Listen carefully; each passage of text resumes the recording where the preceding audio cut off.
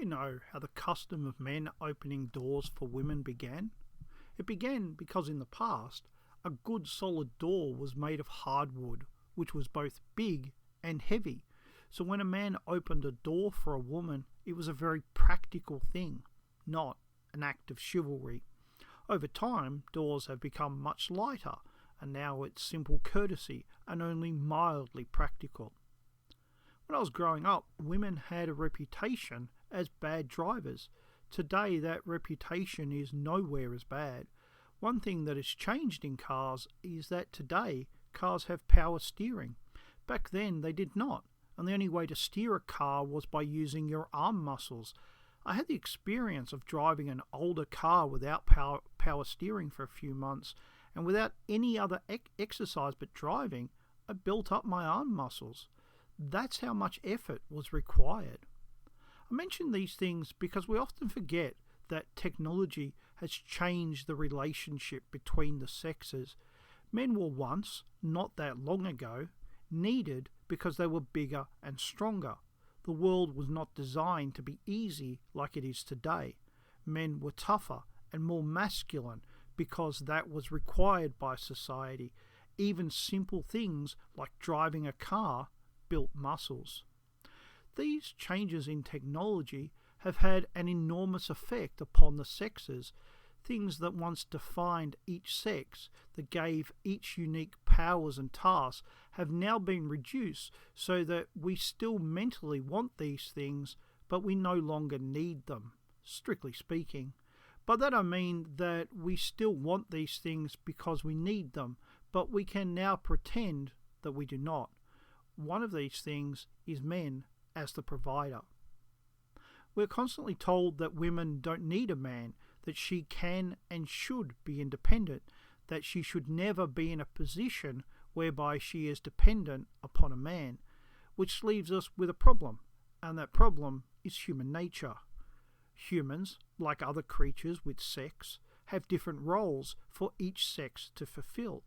The division of labour by sex is the base upon which both nature and society is built. One of those divisions is that men are the provider. Not absolutely, of course, but still overwhelmingly. One of the roles of men is to be the ones who interact with the world. One of the roles of women is to interact with other people, particularly women and children, to be the nurturer. To put it another way, men went out and earned resources, either goods or money, to provide for his family. The role of women was to use those resources to look after him, herself, their children, and anyone else important to them. He made the money, she spent the money. The division of labour was clear. Each had a role, and each role was vital. Each role was distinct so that they did not waste time or resources doing the same thing or in competition to each other. A story I have heard over many decades is how women earn their own money and end up in debt. Right next to that story is the man who earns and saves, but who leads a very frugal life. If that man and that woman were together, then they would be living very different and, I suspect, much happier lives. But instead, we have these two distinct stories. But why should they be so different?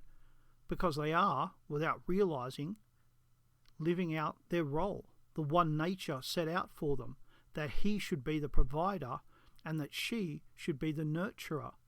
But each is doing it wrong. He isn't supposed to be just looking after himself.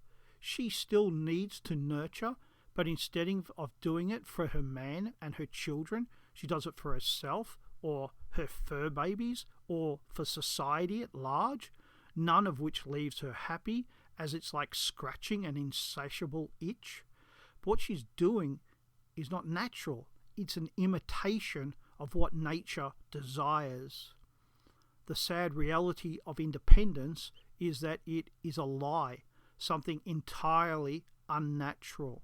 Men and women are supposed to be dependent upon each other. We are supposed to need and to desire each other. Independence means loneliness, and loneliness is never winning.